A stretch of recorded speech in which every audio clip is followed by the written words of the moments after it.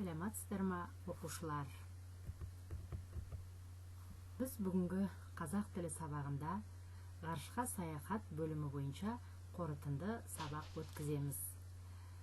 Яғни біз 4-ші тоқсанның басында басталған ғарышқа саяхат бөлімін аяқтағалы отырмыз. Келесі сабақтан бастап біз басқа бөлімді бастаймыз. Ғарышқа саяхат бөлімі бойынша мәтінменен жұмыс жасау бүгінгі мақсат, өткен ережелерді еске түсіру және тапсырмалар орындау. Олай болса, өткен тақырыптарымызды еске түсірейік. Біз негізінен осы бөлімде негізгі 3 тақырыпты өттік. Оның бірі етістіктің шақтары, екіншісі сын есім, үшіншісі сан есім. Етістіктің шақтарына келетін болсақ, етістіктің 3 шағының болатынын біз білдік. Олар өткен шақ, осы шақ және келер шақ. Яғни, етістік дегеніміз ол іс-әрекет. Сол іс-әрекеттің қай мезгілде өткенін білдіреді. Келесі тақырыбымыз сын есім. Сын есім туралы біз бұрынғы төменгі класстардан көп мағлұматтарды білеміз, ал осы 4-ші сыныпта бізге қосылған жаңа бөлімшесі бұл қарсы мәнді сын есімдер. Қарсы мәнді дегенді сендер жақсы түсіндіңдер, ол мағынасы бір-біріне қарама-қарсы келетін сын есімдер. Сонымен қатар сан есімге тоқталдық. Сан есімнің ішінде біз білмейтін есептік және реттік сан есімдер, соның ішіндегі негізгісі реттік сан есімнің жасалу жолдарымен таныстық. Егер біз осыған шолу жасап отырсақ, келесі мынандай бір алдарыңызда мәтін бар. Енді осы мәтінменен жұмыс жасауды бастайық. Мен қазір сендерге оқимын, ал сендер мұқият тыңдап отырыңдар, себебі осы мәтін бойынша біз қазір жұмыс жасауымыз керек. Аспанға ұшу адамдардың арманы. Олар аспанда құс сияқты қалықтап ұшу туралы арманын ертегілерде бейнелеген.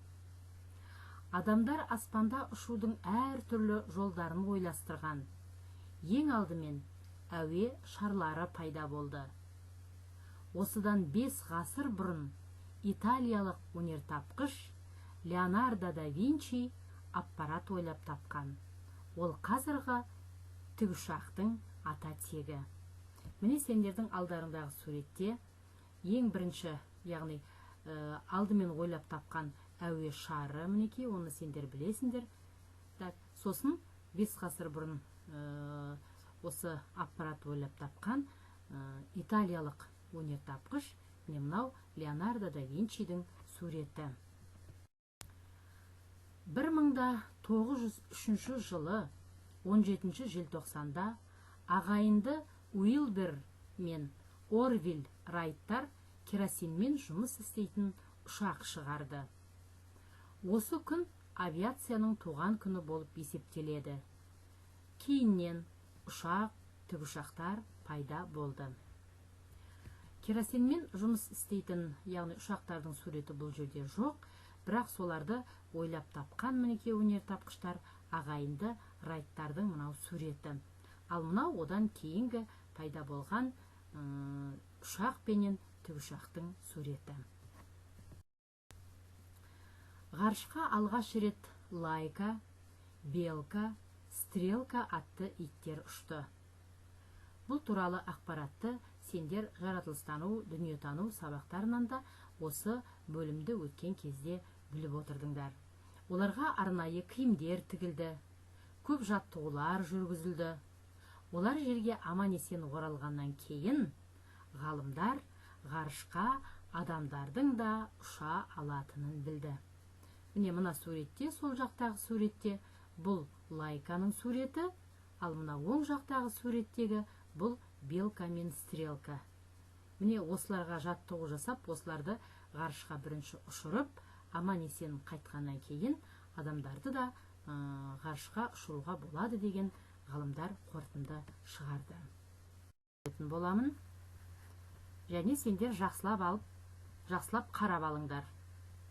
Қандай сан есімдер бар?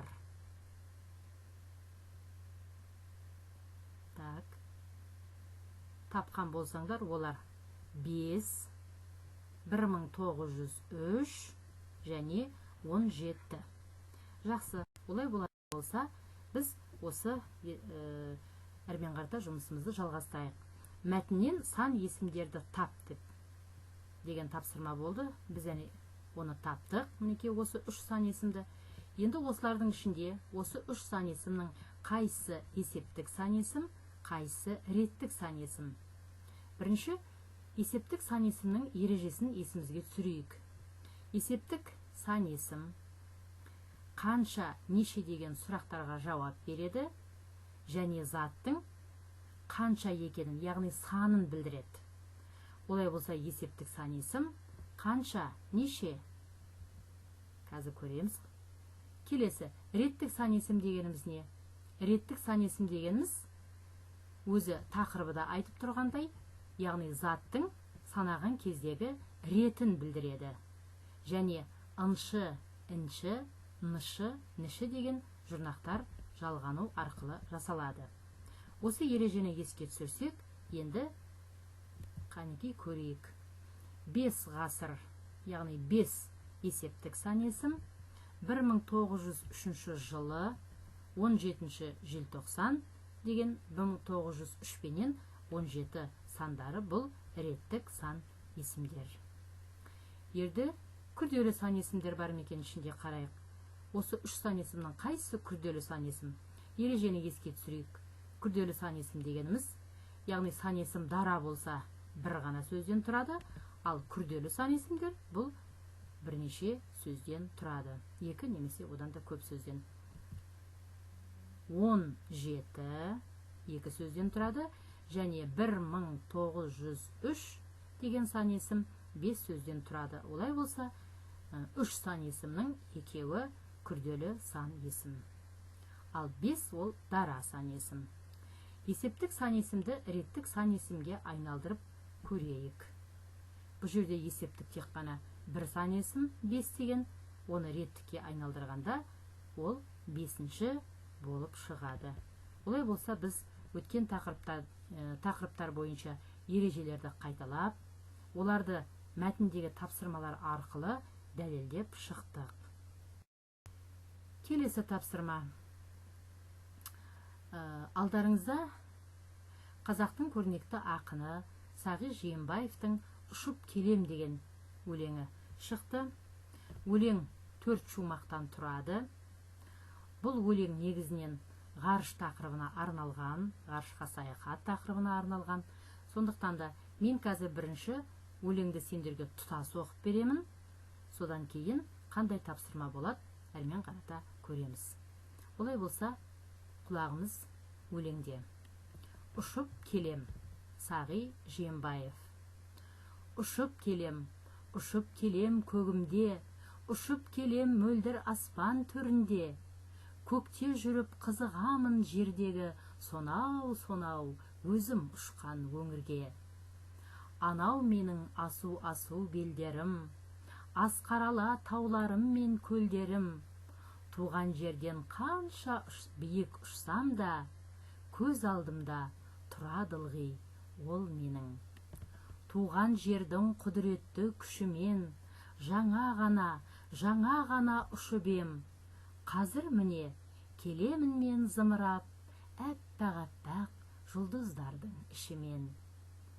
Осы бір сәт жарқырайды жанарда, жұлдыз болып көрінемін ғаламға. Жердегі адам, жерде жанған алау от, жұлдыз болып көрінеді мағанда. Қандай кереметтей өлең.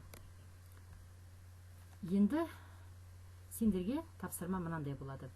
Әрбір шумақты жеке-жеке оқып, ондағы сөздердің мағынасын түсініп, сол 4 жолдан сен өзің соның мағынасын өз сөзіңмен қалай жаза аласың, қалай айта аласың? Біз соған дағдыланамыз. Олай болса, бірінші шумағын қазір мен оқып шығамын. Ұшып келем көгімде, ұшып келем мөлдір аспан төрінде, көкте жүріп қызығамын жердегі, сонау өзім ұшқан өңірге. Осы шумақты оққаннан кейін, осы бір ғана шумақтың мазмұнын сен өз сөзіңмен қалай жазар едің? Яғни тапсырма, әр шумақтың мазмұнын өз сөзіңмен жаз деген болады. Олай болса, соған дайындалайық. Осы шумақтан қандай сөйлемдер шығаруға болады? Мен мөлдір аспан төрінде ұшып келем.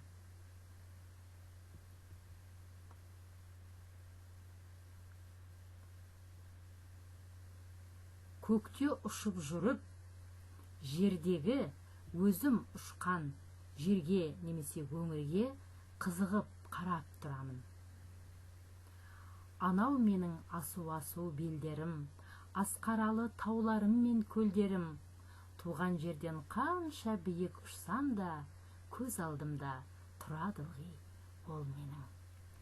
Мен аспанда, яғни әуеде ұшып жүрген кезде, өзімнің туған жерімнен қанша биік ұшсам да, менің көз алдымда тауларым, асу белдерім, көлдерім көрініп тұрады.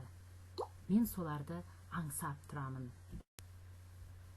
Туған жердің құдіретті күшімен жаңа ғана ұшып ем. Қазір міне келемін мен зымырап, әппақ жұлдыздардың ішімен. Мен туған жердің топырағынан жаңа ғана ұшсам да, ал қазір мен сол әппақ жұлдыздардың ішімен әуеде зымырап ұшып келемін. Осы бір сәт жарқырайды жанарда, жұлдыз болып көрінемін ғаламға. Жердегі адам, жерде жанған алауот, жұлдыз болып көрінеді мағанда. Бұл жердегі жанар деп тұрғаны, балалар, адамның, яғни көздері. Мен ғаламға ұшып бара жатқанда, немесе ғаламда ұшып жүрген уақытында, менің көзім оттай жанып тұр. Және жердегі маған, яғни әуеде ұшып бара жатқан маған қарап тұрған адамдардың бәріне де менің осы екі көзім алау от сияқты болып көрініп тұр дейді. Яғни мына суретте жердегі адамдар маған қалай қарап тұр, қызығып тұр деген мағына береді.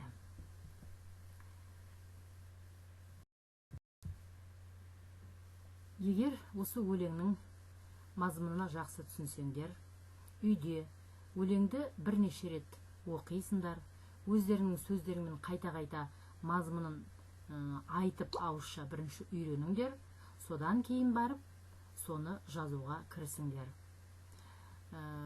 Сендерде үйге осы тапсырма болып қалады. Сендер WhatsApp-тан ұшып келемнің, яғни 4 шумағына 4 түсініктеме өз сөздеріңмен жазып WhatsApp-қа жібересіңдер, және 15-тің бірінші тесті бар, сол тесті орындап классрумнан мұғалімге жібересіңдер. Сонымен біз, балалар, ғарышқа саяхат бөлімін осымен аяқтаймыз. Мен ойлаймын, сендер бұл бөлімде өте жақсы жұмыс жасадыңдар, өтілген тақырыптарды жақсы меңгердіңдер. Алда бізде бөлім біткеннен кейін келесі аптада БЖБ болады, соған дайынсыңдар деп ойлаймын.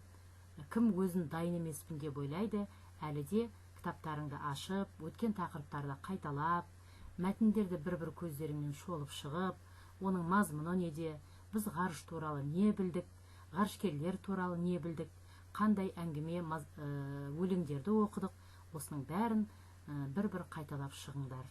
Егер сұрақтарың болмаса, мен сабақты аяқтаймын. Келесі кездескенше аман сау болыңдар.